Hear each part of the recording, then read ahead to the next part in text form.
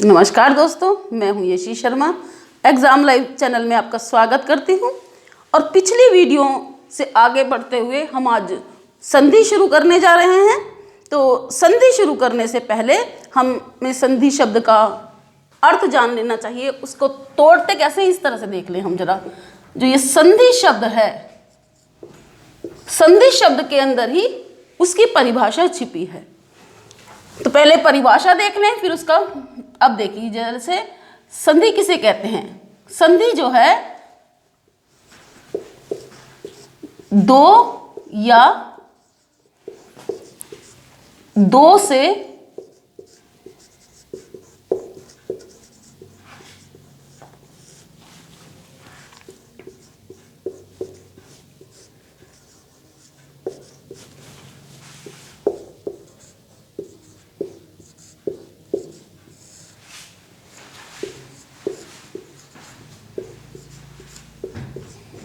जो विकार उत्पन्न हो,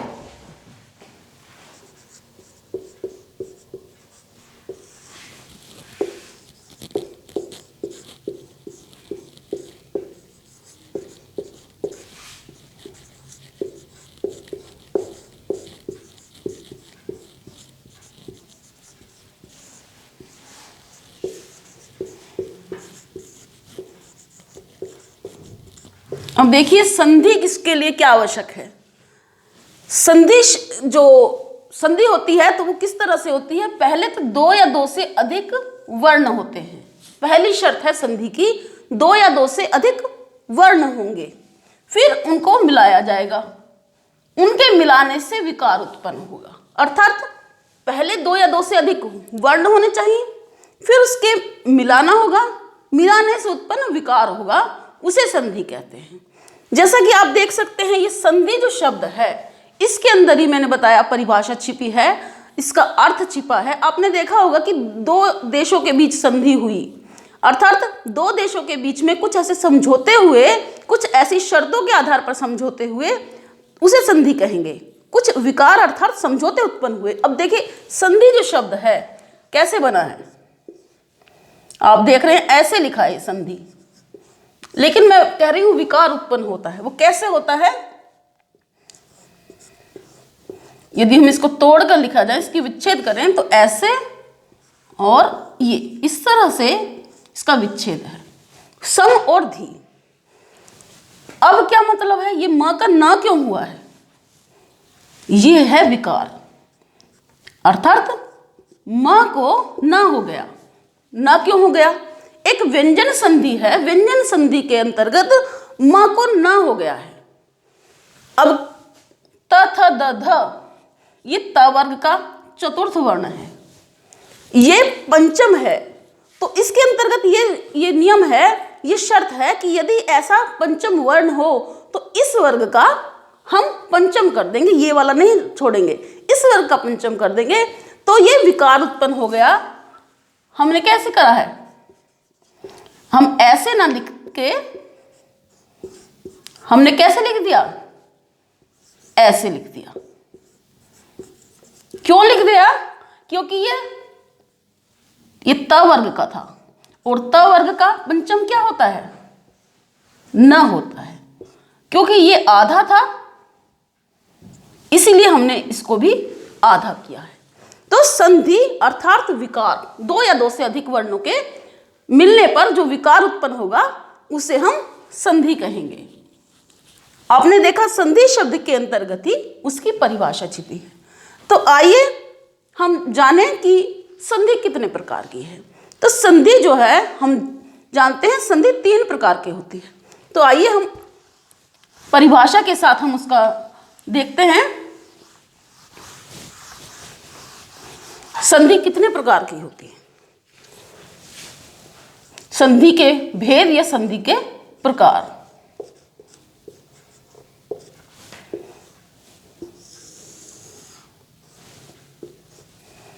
पहली संधि का नाम है स्वर संधि।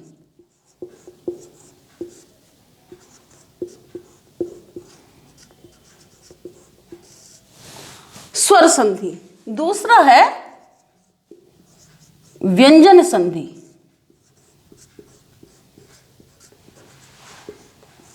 और तीसरा है विसर्ग संधि। विसर्ग संधि। अब देखिए जो स्वर संधि है इसको अच संधि भी कहते हैं, अच संधि भी कहते हैं। जो व्यंजन है व्यंजन संधि को हल संधि भी कहा जाता है। स्वर संधि अर्थात अच संधि और व्यंजन संधि को एक नाम हल संधि भी है। तो सबसे पहले क्योंकि स्वर संधि है हम इसी के बारे में जानते हैं। स्वर संधि, आइए इसकी परिभाषा पर आ जाएं। जब दो या दो से अधिक स्वर मिले उनके मेल से विकार उत्पन्न हो उसे स्वर संधि कहते हैं।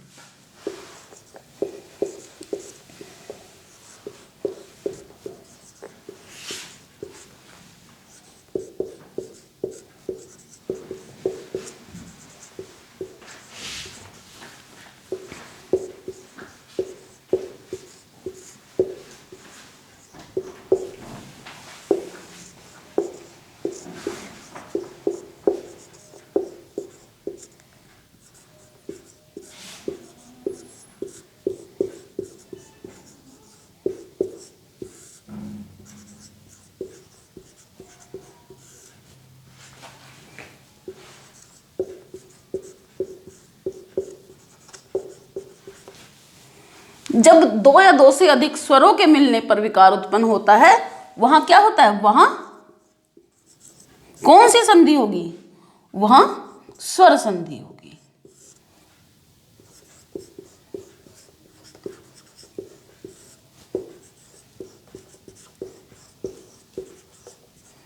अर्थात पहले पद में भी और दूसरे पद में भी स्वर होने चाहिए, उनका मेल हो उसमें विकार उत्पन्न हो उसे स्वर संधि कहेंगे। जैसे कि आप देख सकते हो ये विद्या है,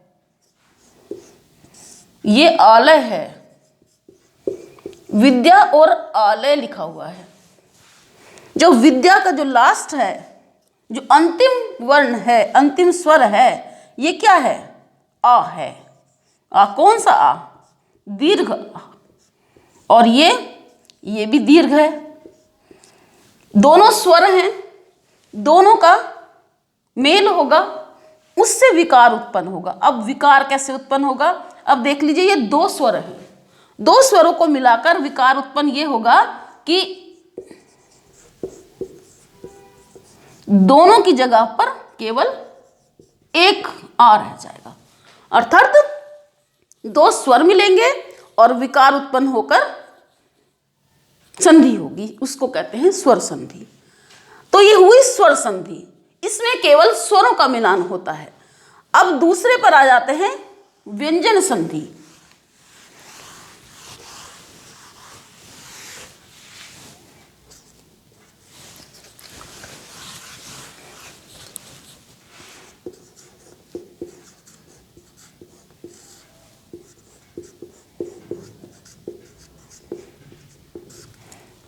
व्यंजन संधि, व्यंजन संधि में जैसे नाम से पता चल रहा है कि व्यंजनों का मेल होगा, ऐसा नहीं है। व्यंजन संधि के अंतर्गत दो व्यंजन होंगे या एक स्वर और एक व्यंजन होंगे, उनका मिलान होगा और उससे उत्पन्न विकार को होगा जब उसे स्वर संधि, व्यंजन संधि कहेंगे, सॉरी। तो इसकी दो शर्तें हो गई, एक तो जब दो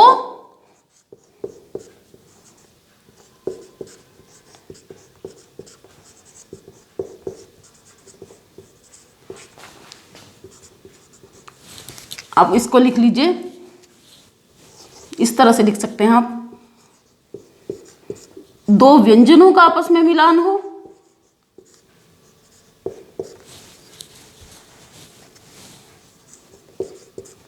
दो व्यंजनों का मेल से उत्पन्न हो, से उत्पन्न संधि को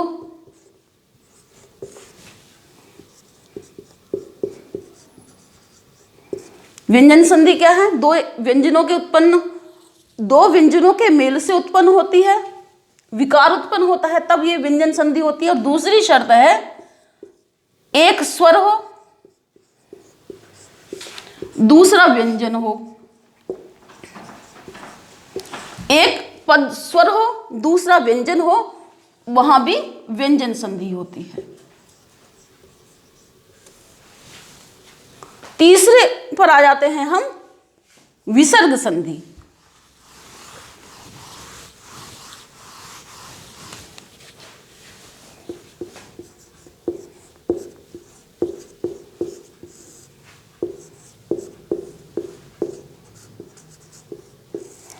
विसर्ग संधि, विसर्गों के आधार पर जब विकार होगा उसे विसर्ग संधि कहेंगे। इसमें ऐसा भी हो सकता है कि पहला स्वर हो या व्यंजन हो और बाद में विसर्ग आए, अर्थात विसर्गों के आधार पर होने वाली संधि को विसर्ग संधि कहते हैं।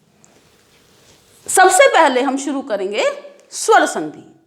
तो स्वर संधि शुरू करते हैं। हमने जान लिया है संधि कितने प्रकार की है, 3 प्रकार की है, स्वर संधि, व्यंजन और विसर्ग संधि। सबसे पहले स्वर संधि। सबसे पहले शुरू कर रहे हैं स्वर संधि। स्वर संधि अर्थात स्वरों के आधार पर होने वाली संधि। तो स्वर संधि कितने प्रकार की है? स्वर संधि 5 प्रकार की कही गई है।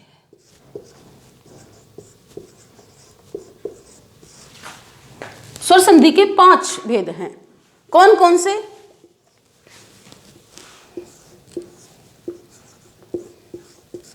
दीर्घ संधि,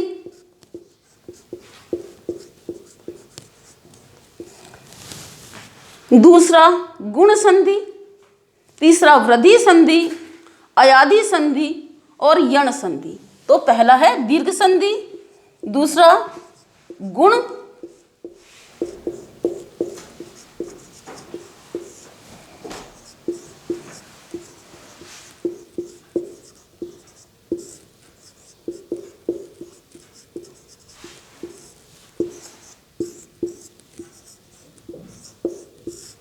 यण संधि और 5वां है अयादि संधि। स्वर संधि के 5 भेद हैं, दीर्घ, गुण, यण, वृद्धि और अयादि। तो जो दीर्घ संधि है, जैसा कि आप नाम से ही जान सकते हैं, दीर्घ बड़ा हो जाता है। तो सबसे पहले दीर्घ संधि पर ही आ जाएं। दीर्घ संधि अर्थात बड़ा हो जाना, दीर्घ से मतलब बड़ा हो जाना। इसमें इसकी क्या डेफिनेशन है कि दीर्घ हो जाता है। अब किस किस का दीर्घ हो जाता है, इसका एक सूत्र है। जिस प्रकार से मैथ में हम फार्मूले याद करते हैं, उसी प्रकार से कुछ सूत्र हैं।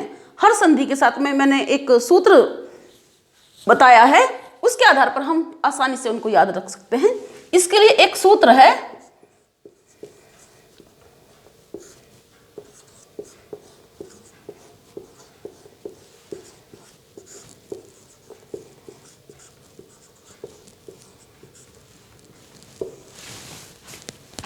कह स्वर्णो दीर्घ। इसका क्या मतलब हुआ? अक सवर्ण दीर्घ, अक सवर्ण और दीर्घ। अक को दीर्घ हो जाएगा। अब सबसे पहले इसको देख लेते, अक क्या होता है। अ, ई, उ, री और ये जो ली होता है, क्योंकि ली तो संस्कृत में का शब्द है, इसलिए हम इसको इस तरह से कर लें। ये जो 4 हैं, इसको क्या हो जाएगा? दीर्घ हो जाएगा। कब हो जाएगा? ये शब्द, ये है शर्त, कब होगा? सवर्ण होने पर। अब सवर्ण का एक नाम सजातीय है।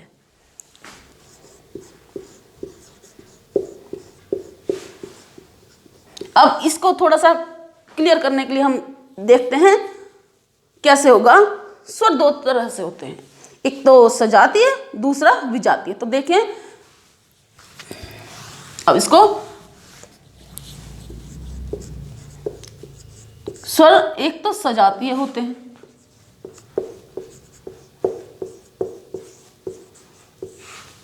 और दूसरे होते हैं विजातीय।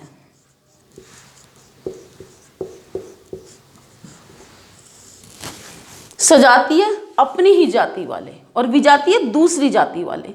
जब अपनी ही जाति वाले से मिले तो वह सजातीय होते हैं, जब अपने से अलग जाति वाले से मिले तो वह विजातीय, अर्थात अपनी ही कास्ट वालों से सजातीय, अंडर कास्ट दूसरी जाति वालों से विजातीय। कौन से होते हैं सजातीय? जब अ और आ क्या है? सजातीय हैं।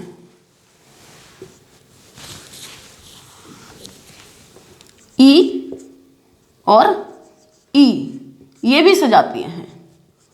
ऊ और ऊ ये भी सजातीय हैं। ए और ए ये भी सजातीय हैं। ओ और ओ ये भी सजातीय हैं। ये सजातीय होते हैं। और विजातीय कौन से होते हैं?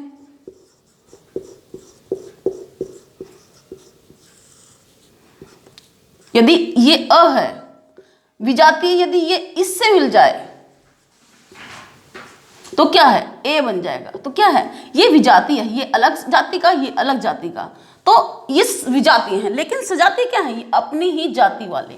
तो जो स्वर संधि की बारे में बता रहे थे, स्वर संधि का एक क्या है, सवर्ण दीर्घ वाली बात बताई थी कि अकह स्वरणे दीर्घः।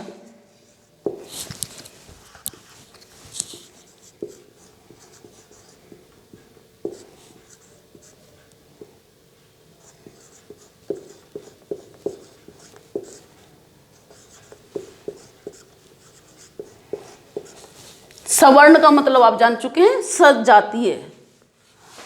अक का मतलब अ, ई, उ और री, यानी कि पहला तो इनके आधार पर ही दीर्घ संधि होती है। ये सब अपनी ही जाति वाले हों तब बड़े हो जाते हैं। इसका इसके साथ में, ये दोनों एक ही जाति के हैं। इसका इसके साथ में, ये भी एक जाति के हैं। उ ये वाला, ये दोनों एक ही जाति के हैं। और री ये भी एक जाति के हैं। तो इस प्रकार से अपने ही अपनी जाति के लोगों से जब मिलते हैं, ये दोनों अपनी ही जाति वालों से, ये दोनों अपनी ही जाति वालों से, ये अपनी ही और ये अपनी ही जाति वालों से जब मिलेंगे तो क्या हो जाएगा? दीर्घ हो जाएगा।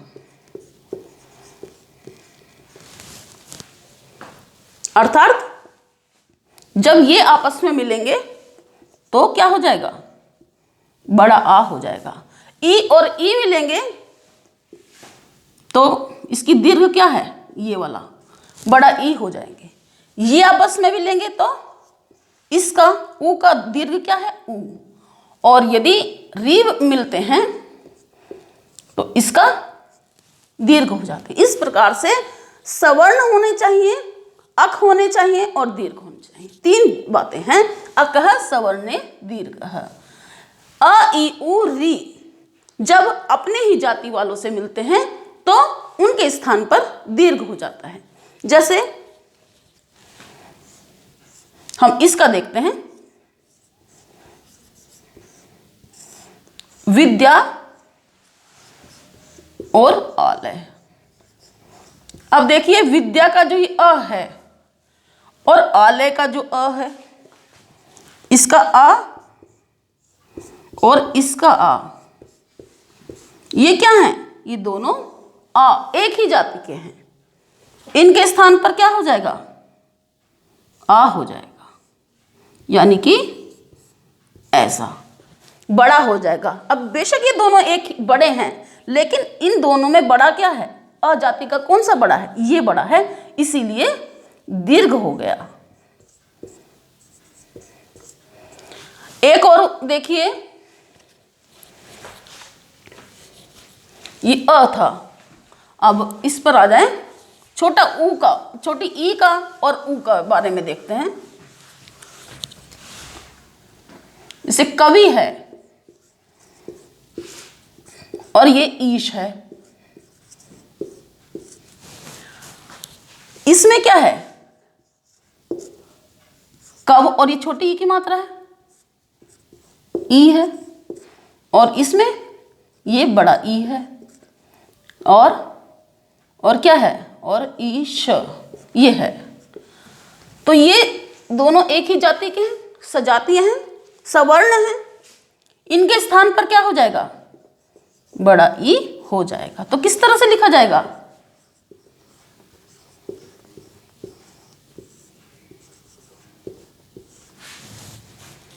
कवीश। और जैसे आप लिख सकते हो रवि ईश, ये भी उसी प्रकार से लिखा जाएगा। इसकी छोटी मात्रा, इसकी बड़ी मात्रा, दीर्घ हो गया रवीश। ये छोटा, ये बड़ा, फिर भी दीर्घ हो जाएगा। अब ये तो हो गया ई का। अब ऊ का उदाहरण देखते हैं।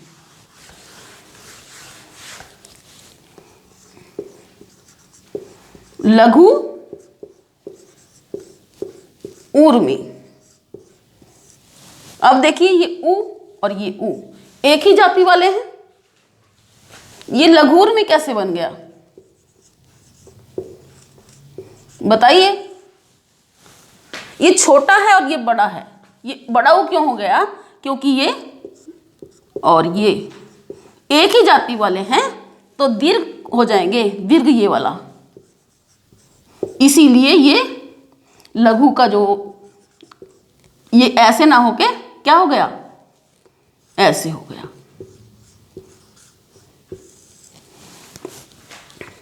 अब अगला देखते हैं, री। ये है पितृ और ये है ऋण। ये भी री है और ये भी री है। तो कैसे लिखेंगे इसको, अब ये कैसे हो गया, ऐसे, ये री और ये री।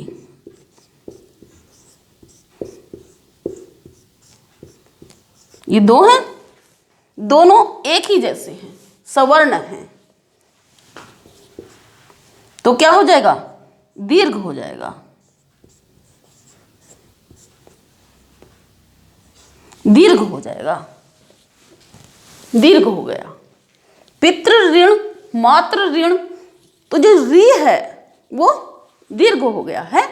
मैंने कहा था कौन कौन सी चीजें आती हैं इसमें, एक तो अ आता है, एक ई आता है, एक ऊ आता है, और एक री आता है। क्या सवर्ण होने पर दीर्घ हो जाते हैं। तो आइए इसके कुछ उदाहरण देखते हैं, जिसको आप थोड़ा सा कह सकते हो, आप अभ्यास के लिए हम कुछ उदाहरण देखते हैं। तो आइए अभ्यास के लिए हमने कुछ शब्द लिखे हैं, तो आइए उनको करते हैं। साक्षर, स, ये जो स है इसमें अ है और ये है आ। तो साक्षर का क्या मीनिंग हुआ, स में अ है, अ जमा आ मिलकर क्या हो गया है, दीर्घ आ हो गया है। स और अक्षर, साक्षर, आ, साक्षर हो गया है। दूसरे पर आते हैं, ये मत, मत ऐसे लिखा है ना, मत, और अनुसार, अनुसार। तो इसमें जो अ था और ये अ, तो क्या मिल गया है, तो इसको हम ऐसे समझ लें, इसका अ और इसका अ, ये वाला अ और ये वाला अ, तो कैसा हो गया है, दीर्घ हो गया है। और इसका ये लिख दिया, दीर्घ हो गया है। मत अनुसार का हो गया मतानुसार। ये है विद्यार्थी, विद्या का अ और अर्थी का अ, यानी कि अ विद्या का और आर्थी का अ, क्या हो गया है, दोनों के स्थान पर दीर्घ हो गया है। एक हो गया है आ, विद्यार्थी। ऐसे विद्यालय में जो है आ है, आलय का आ, दोनों के स्थान पर क्या हो गया है? दीर्घ हो गया है। दीर्घ अर्थात दीर्घ संधि, दो स्वर मिले हैं, सवर्ण है और दीर्घ हो गया है। उसी प्रकार से पुस्तकालय में देखिए, पुस्तकालय का जो लास्ट है क, उसमें अ होता है और आलय का दीर्घ जो पहला वाला है उसमें दीर्घ होता है। तो यानी कि शुरू वाले में अ, पुस्तक में आ छुपा है, अकार है, और आलय का आ, तो क्या हो गया? दीर्घ हो गया।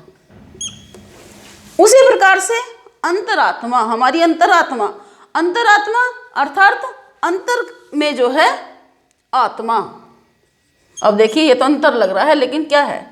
अंतर का जो इसमें अ है, ऐसे लिखा है ना, अंतर और आत्मा, ऐसे लिखा हुआ है एक्चुअली ये तो, लेकिन र में जो अ है, ये जो अ है और ये जो आ है, तो टोटल क्या हो गया? दीर्घ हो गया, आ हो गया। तो किस तरह से लिखेंगे हम इसको? इसका अ, अंतर का अ और आत्मा का आ, टोटल क्या हो गया? आ हो गया। उसी प्रकार से हिम आलय, बर्फ का घर, हिम का जो म है उसमें आ है, हिम अकारांत है, और आलय जो है शब्द आलय का है, शुरू किससे हो रहा है? आ, आलय से हो रहा है, तो किस पर आ जाएगा? दीर्घ हो जाएगा।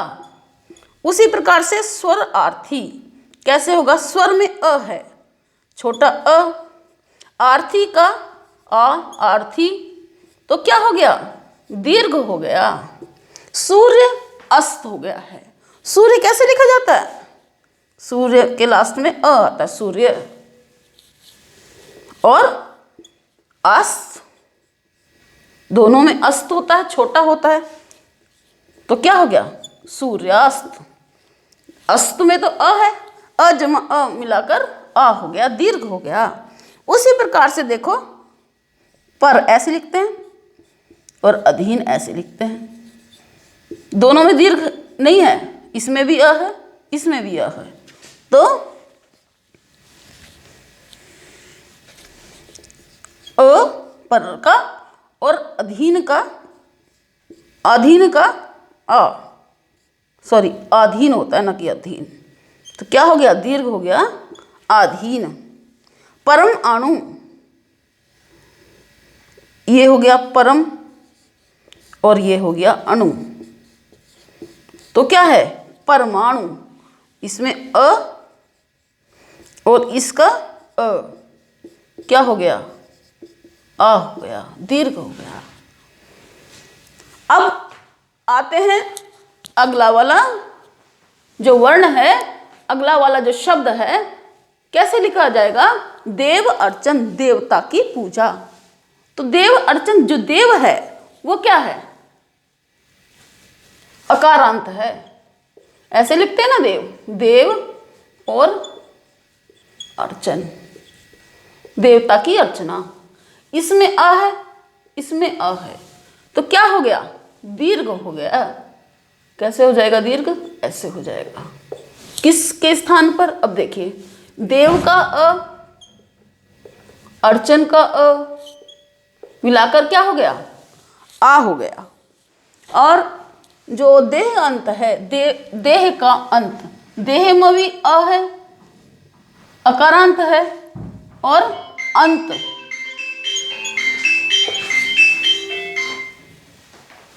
अंत, अंत में भी अ है, तो क्या हो गया? अंत है। उसी प्रकार से वेदांत में भी अ जमा अ, आ हो गया है, वेदांत हो गया है। अब आते हैं ई। ई कैसे है? कवि इंद्र कैसे लिखते हैं? एक्चुअली कवि तो शब्द ऐसे लिखा जाता है, कवि, और इंद्र होता है ऐसे, कवि और इंद्र, कवियों का राजा। कविंद्र कैसे लिखा जाएगा? लेकिन ये छोटा ई है, ये छोटा ई है, तो क्या हो गया है? छोटा ई जमा छोटा ई मिलाकर क्या हो जाएगा? बड़ाई हो जाएगा, दीर्घ हो जाएगा। तो इसको लिखेंगे कैसे? हम इसको ऐसे नहीं लिख देंगे कबींद्र छोटा ई और आधा न और द और ड, नहीं, ऐसा नहीं होगा।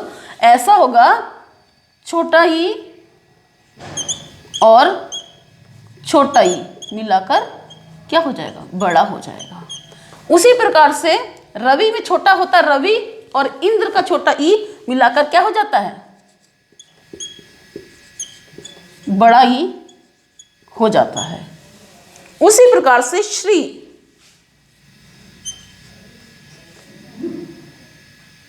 ऐसे श्री और ईश,